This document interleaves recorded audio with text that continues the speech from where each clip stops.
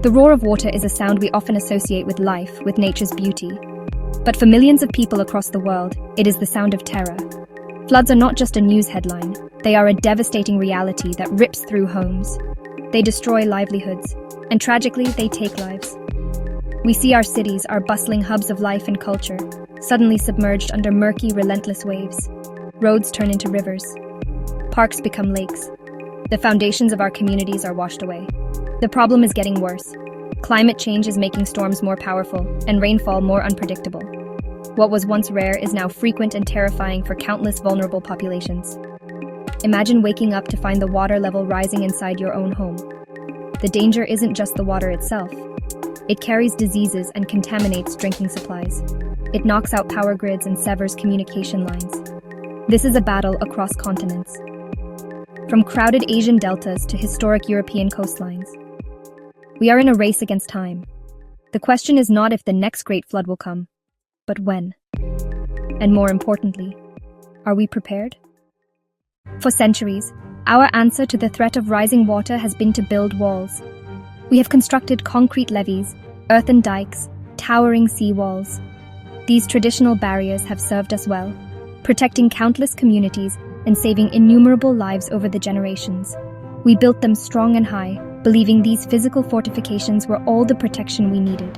However, the world is changing faster than our concrete can adapt. The storms we face today are more intense and erratic. They bring a volume of water our old defenses were simply not designed to handle. We are seeing cracks appear in our walls. Levees once considered impenetrable are now being overtopped or breached, leading to catastrophic failures. The static, unchanging nature of these traditional barriers is their greatest weakness in a rapidly changing climate. They were built for a world that no longer exists. The problem with these old structures is they are often a one-size-fits-all solution, built based on historical flood data.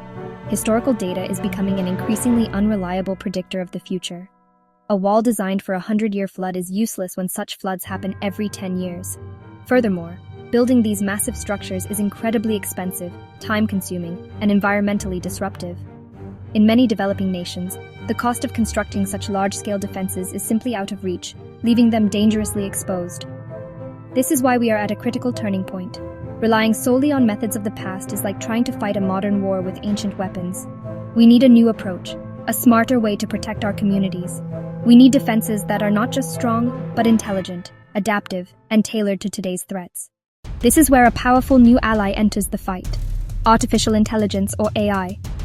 Think of AI as an incredibly smart and fast-working partner that can process massive amounts of information. It can see patterns and possibilities that are invisible to us, making it a game-changer for designing flood barriers. It doesn't just design a wall, it designs the right wall for the right place at the right time.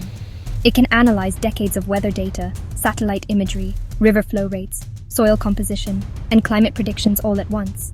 Imagine you want to protect a village by a river. With AI, the process is far more sophisticated than old methods. The AI can run thousands or even millions of different flood simulations,